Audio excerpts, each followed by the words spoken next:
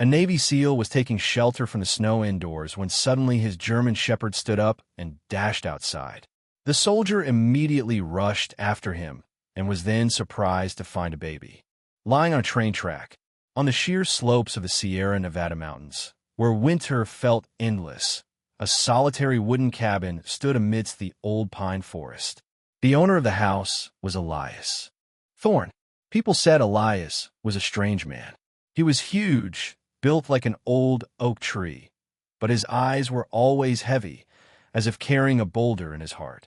Elias used to be a soldier, a very good one, specializing in difficult missions in faraway lands.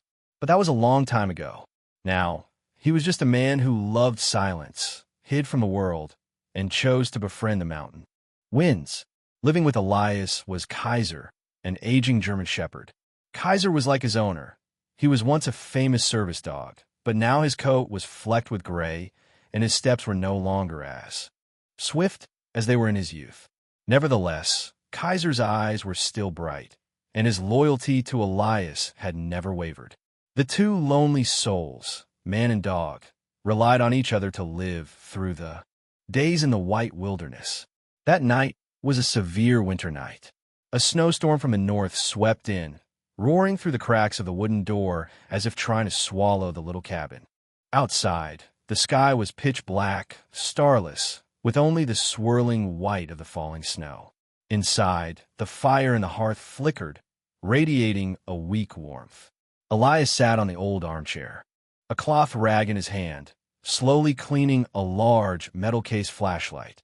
Kaiser lay stretched out at his feet, his muzzle resting on his front paws, his eyes half closed, as if asleep. But his triangular ears occasionally twitched with every gust of wind. The silence was so profound that one could hear the crackling of the charcoal. Elias sighed, about to get up and add more wood to the fire, when Kaiser suddenly leaped up. It wasn't the usual sluggish waking. The old dog sprang to his feet, every muscle tense. The fur on his nape stood up like a brush. Kaiser starred intensely at the main door, where darkness reigned, and let out a low growl from deep in his chest.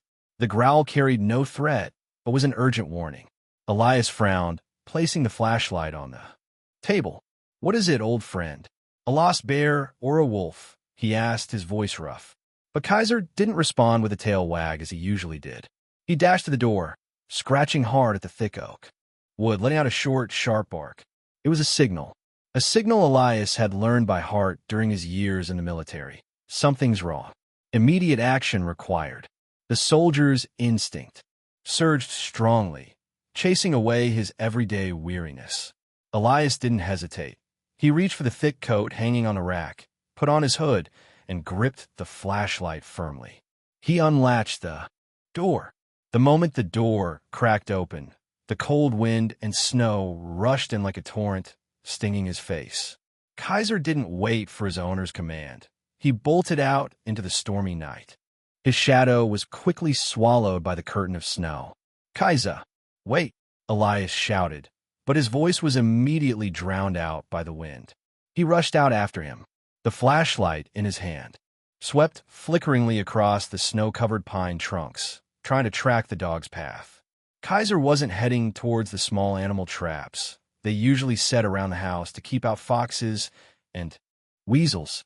The dog was running straight towards the rocky ravine to the east. That was the most dangerous direction. That way was a steep slope leading down to the old railway track. This railway line was built a long time ago, and now was only occasionally used by heavy cargo or timber trains that crossed the mountains at night to avoid passenger train traffic. Elias braced himself to run, his leather boots pounding down on the snow that was calf-deep. His breath turned into a white cloud of smoke. He didn't understand what Kaiser was chasing. A wild animal? No, Kaiser was too old and too clever to waste energy chasing a rabbit on a stormy night like this.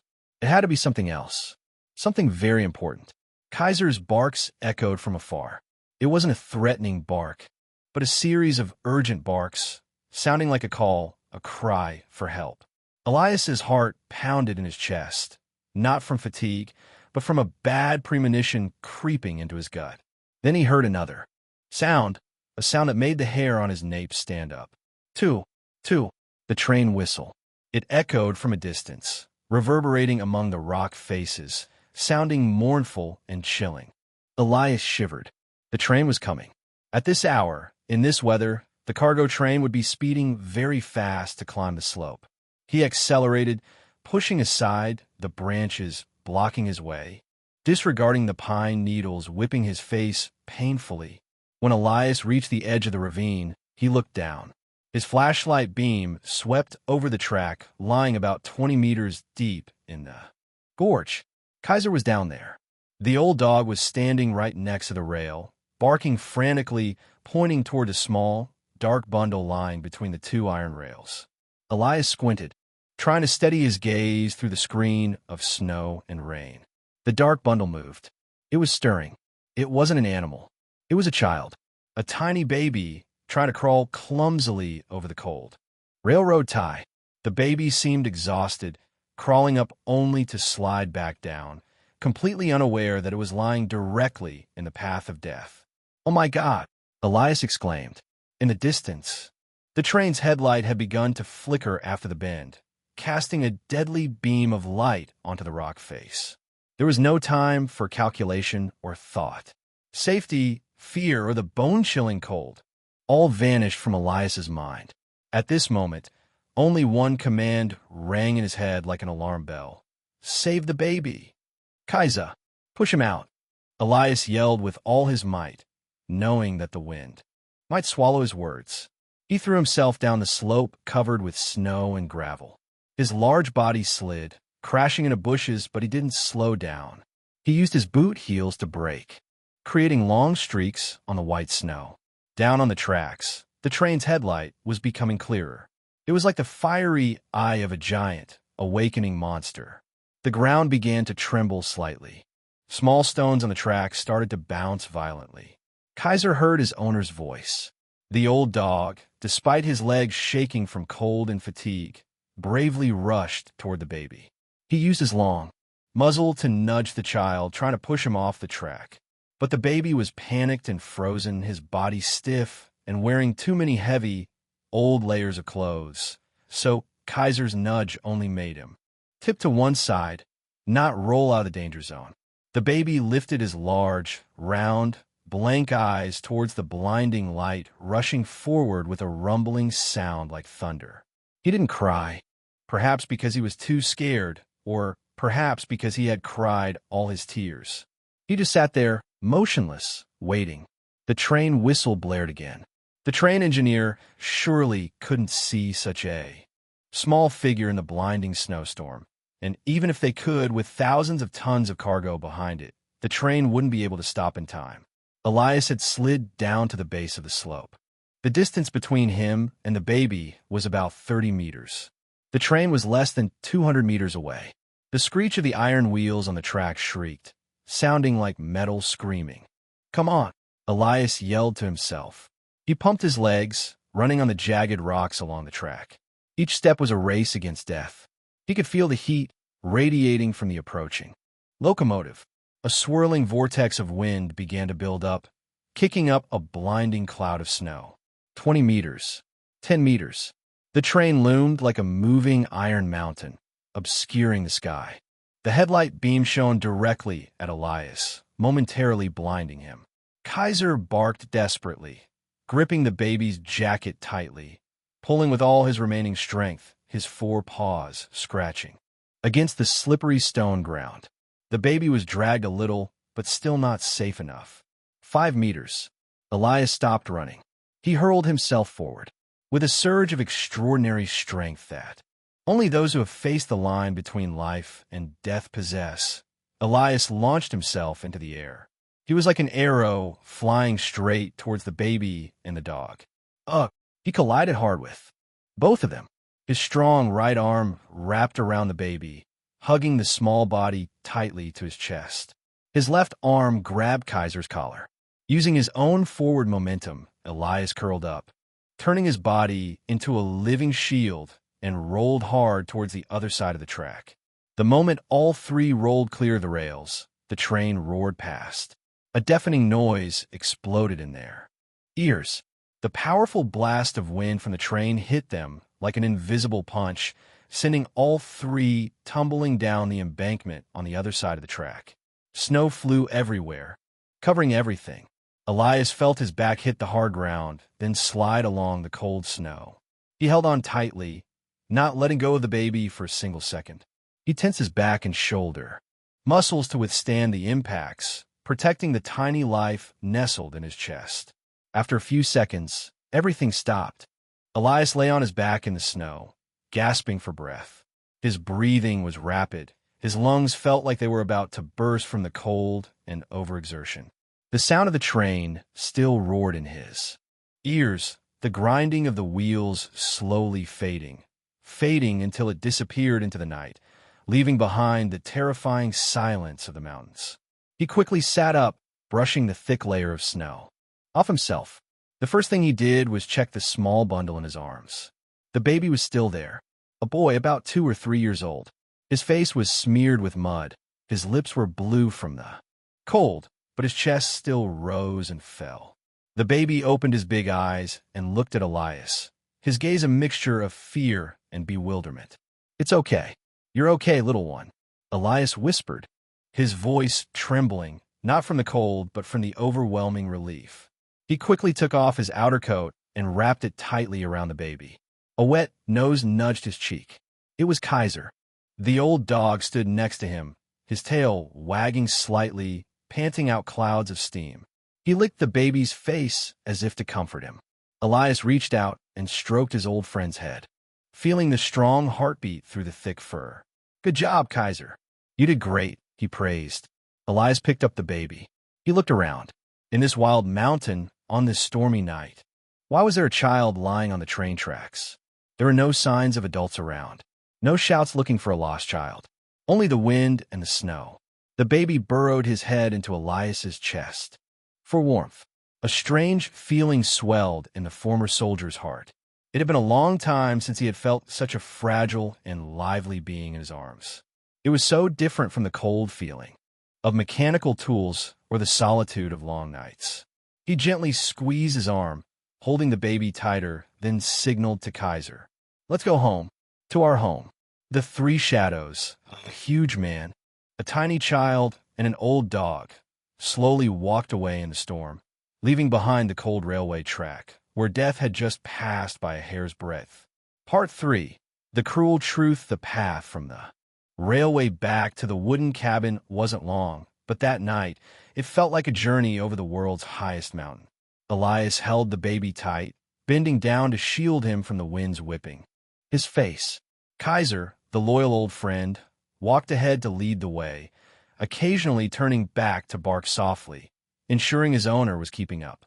Only when the heavy wooden door closed behind them, blocking out the howling storm outside, did Elias dare to breathe a sigh of relief. Elias placed the baby on the long chair near the fireplace. He quickly added more wood, blowing the fire into a roaring blaze to warm the room. The baby was still unconscious. His small face was unusually red despite his hands and feet being ice cold. Elias carefully removed the old, snow-soaked coat from the boy. It was then that his big, calloused hand touched something bulky in the child's inner pocket. He pulled it out. It was a piece of paper, crumpled and hastily folded into 4. Elias opened the paper under the dim yellow light. Scribbled, faint pencil markings appeared, hitting his eyes like a blast of water colder than the ice outside. "We love you, but we can't afford to raise you anymore. May God and some good person help you. We are sorry." Just 2 short lines. No names, no address, no clear explanation. Elias stood frozen. The paper in his hand trembled violently. Anger. A fierce anger he thought he had buried since leaving the military, suddenly flared up in his chest. He looked at the child lying still on the chair. He had been abandoned, left in the deep woods and mountains right next to the deadly railway, where life and death were separated by a hair's breadth. People say a vicious tiger won't eat its cub. Yet here, the people called parents heartlessly, placed their own flesh and blood in the most dangerous spot, then turned their backs and left, consigning the child's fate to chance. Elias crumpled the paper in his hand, throwing it hard into the fireplace. The flames flared up, instantly consuming the irresponsible apology. But the cruel truth remained, right before his eyes. He turned to the dusty landline phone in the corner, dialing the local police number. The phone rang for a long time before someone picked up. "Sheriff speaking." "Who is this?" a sleepy voice asked. "Elias Thorne. I just found an abandoned child on the old train tracks. The boy has a high fever. I need someone here immediately." The other end was silent for a moment. Then a tired sigh came through. "Elias? Listen, look out the window. The storm is at its most dangerous level in 10 years. Fallen trees are blocking the pass. The snow is a meter deep. No ambulance or police car can get up the mountain right now. But the boy needs a doctor." Elias growled, trying to control his temper. "I understand, but there's nothing we can do. Helicopters can't take off in this weather either. You're a soldier. You know the safety rules. At the earliest, it will be 2 days when the storm clears and the road is opened. Please take care of him. You have survival skills, right?" A cold, long beep rang out, cutting off the hope for help from a civilized world. Elias hung up the phone. 48 hours. They were completely isolated. Elias looked at the baby, then down at his hands. These hands had once held guns. Broken down doors, done heavy work. Could they take care of a small, fragile life like this? But he had no other choice. The reclusive's wooden cabin suddenly transformed. From a cold bunker where Elias hid from his past, it became a warm field hospital. Elias rummaged through his old gearbox. He pulled out the personal first aid kit he kept as a keepsake. He found fever medicine, but it was adult dosage. He had to carefully break the pill into 4 small pieces, crush one part, and dissolve it in warm water. Giving the medicine to the child was harder than he thought. The baby was delirious, his teeth clenched. Elias had to use his rough finger to gently pry open the baby's mouth, patiently spooning in tiny amounts of the liquid medicine. Sweat beaded on the veteran's forehead, the tension no less than when he had to defuse a mine. Even after taking the medicine, the fever didn't drop immediately. Elias took a clean cloth, dipped it in warm water, and wiped the baby's body. He did it clumsily, but with great care, afraid his strength would hurt the delicate skin. Kaiser, the old dog who was famously difficult with strangers, now behaved strangely. He didn't lie in his usual sleeping spot anymore. He jumped onto the chair, curling up right next to the baby. Kaiser's thick, warm fur became a wonderful living blanket. Whenever the child stirred or whined uncomfortably, Kaiser would lift his head and lightly lick his hand as if to say, "Quiet now, I'm here." Throughout that night and the next day, Elias hardly slept. He cooked thin porridge from his emergency rations, adding a bit of mashed canned meat for nutrition. He monitored the fever, constantly changing the cool cloth. The wooden cabin was filled with the smell of herbs and hot porridge, chasing away the usual damp, lonely scent. By the dawn of the second day, as the storm outside began to weaken, a small miracle occurred. Elias was sitting slumped over the edge of the chair from exhaustion when he felt something move in his palm. He started wide awake. The baby was awake. The fever had subsided. His cheeks were no longer flushed, but a healthy pink. His big, round eyes, clear as 2 dark brown marbles, were staring intently at him, and the baby's tiny hand was holding tightly onto Elias's calloused index finger. In that moment, time seemed to stand still. Elias looked down at the tiny hand nestled in his rough palm. A strange feeling ran down his spine, penetrating deep into his long-frozen heart. The baby didn't say anything. He was too young to understand what had happened. He just looked at Elias, with an innocent and absolute trust in his eyes. He didn't know that. The man before him was a tormented soul, a soldier haunted by his past. To him, Elias was simply the one who brought warmth, the one who was there when he was most afraid. Elias gently moved his finger, and the baby held tighter. A weak smile formed on the boy's lips. The wall of ice in the old soldier's heart shattered. Piece by piece, it fell away. He looked at the child, then remembered the paper thrown into the fireplace. He recognized a painful similarity between their two fates. He, Elias Thorne, had dedicated his youth to the military, only to be discharged and returned with a certificate and psychological wounds no one understood. He was considered damaged, no longer useful for the battlefield, and was forgotten in this forest. And this baby was discharged from his parents' lives because of poverty, because they couldn't afford to raise him. Both were abandoned. Both were surplus goods in someone's eyes. Finn, Elias murmured softly. The baby blinked. I'll call you Finn, Elias said.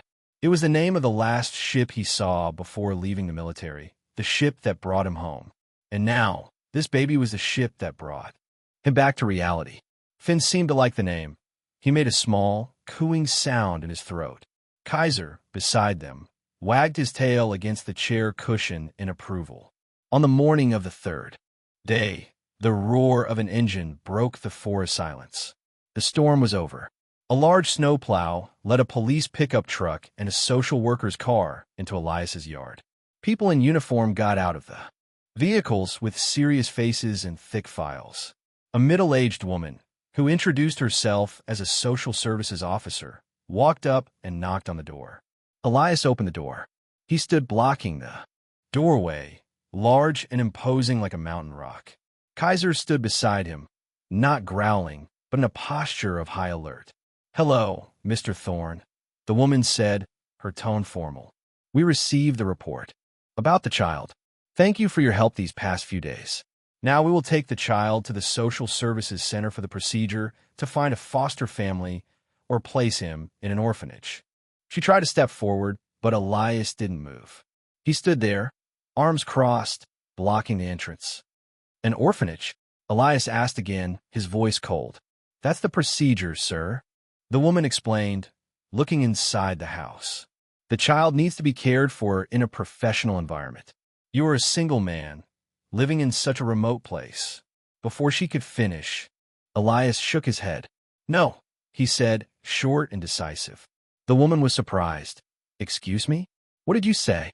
I said no, Elias repeated, his eyes as firm as when facing an enemy on the battlefield, but this time without hatred, only determination to protect. No one is taking the boy anywhere. Mr. Thorne, you have no right to keep the child. You're not his relative. The accompanying police officer reminded him. Elias looked directly into the officer's eyes, then at the woman. He spoke slowly, word by word. His parents abandoned him on the train tracks to die. This dog and I pulled him out from under a train. For the past 2 days, I was the only one who brought his fever down, fed him porridge. When he was scared, he held my hand, not yours. He paused for a moment, took a deep breath, and made the craziest, but also the most righteous decision of his life. I will adopt him. But your file, the woman stammered. You are a veteran with psychological issues. My file states that I completed my mission and returned. Elias cut her off, his voice sharp but containing a deep sadness. Yes, I have scars. But this boy does too. We will heal each other. You can check the house, check my finances, check anything you want. But Finn stays here. Kaiser barked a resonant sound, as if to seal his owner's declaration. The officials exchanged glances, bewildered by the large man's determination. They saw in Elias's eyes not madness, but a flame. The flame of responsibility, of love, and of an unyielding will. They didn't know yet that the legal battle to keep Finn would be long and complicated. But at that very moment, standing before the oak door, Elias knew he had won, because for the first time in years, he had found something worth fighting for until the end. Not for the nation, not for a command, but for a tiny hand tightly gripping his finger inside the house. Time flew by like water flowing through a stream. 3 harsh winters had passed, and now the third spring knocked on the Sierra Nevada mountains. Unlike the gloomy and cold look of previous years, the forest around the wooden cabin now burst with life. The snow had melted, giving way to lush green grass and bright yellow wildflowers. Elias's cabin had also changed remarkably. The thick, heavy curtains that once covered the windows were taken down. The main door and windows were wide open, welcoming the golden sunshine and cool breeze into every corner. The house no longer resembled a lonely fortress. It had become a real home. On the porch, Elias sat on his familiar oak chair. But the man sitting there was no longer the shaggy-bearded ghost of the pine forest with heavy, melancholy eyes. His hair was neatly trimmed, his thick beard shaved clean, revealing a strong but kind face. In his hands were not cold mechanical tools, but a fragrant pine stick. He was using a small knife to meticulously carve it into a toy sword. The hands that once only knew how to grip rough objects were now surprisingly skillful and gentle. Down on the green lawn in front of the house, bright laughter rang out, breaking the silence of the mountains. It was Finn. The frail, blue-lipped boy who lay on the tracks years ago was now a sturdy, 6-year-old boy with a felicitan. Finn was doing the special training drill his father Elias designed, jumping over logs, crawling through a rope circle, and running zigzag through tree stumps. Running next to Finn was Kaiser. The majestic German shepherd had aged a lot. The fur around his muzzle was white as silver, and his steps were slower and heavier. Kaiser no longer had the strength to bolt like an arrow, but he patiently waddled along behind his little soldier. Every time Finn passed an obstacle, Kaiser would bark a few proud woof, woof sounds encouragement. Hurry up, Kaiser. Almost at the finish line, Finn called back as he ran, his laughter crisp in the wind. Suddenly, Finn tripped over a tree root protruding from the ground. The boy tumbled onto the grass. On the porch, Elias's hands, carving the wood, paused. By a father's instinct, he was about to jump up and help his son. But then he held back, sat still and observed. He wanted to see his son get up on his own. Finn didn't cry. He grimaced a little, then propped himself up with his hands. He dusted the dirt off his knees, turned towards Elias, flashed a wide, toothy smile, and gave a thumbs up. I'm okay, Dad. I'm fine. Elias smiled back, also giving his son a thumbs up. It was a radiant smile, coming from the depths of his heart, a smile he thought he had lost for 10 years. It had been a long time since the nightmares of fire and loss visited Elias's sleep. The noise and screams in his head had vanished, replaced by Finn's eager dad every morning and Kaiser's soft snoring every night. Elias put down the wooden sword, looking into the distance, where the train tracks still clung to the side of the mountain. That rail line used to be a nightmare, the place where he found Finn just a hair's breadth from death. But now, looking back, he realized a marvelous truth. That day, he thought he was the hero who saved Finn's life from the train.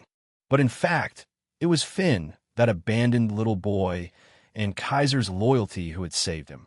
They had pulled him out of the track of self-destruction, pulled him out of the deep hole of solitude and despair. Finn had taught him how to love again. The boy had given him a reason to wake up every day, a purpose in life higher than any mission he had ever received. The former Special Forces soldier had found the most important mission of his life, not to fight enemies, but to protect this innocent smile, to shelter this small family until his last breath. The spring breeze blew gently across the porch, carrying the scent of pine, sap, and happy laughter. The cold winter had truly passed, giving way to the warm, flooding sunshine.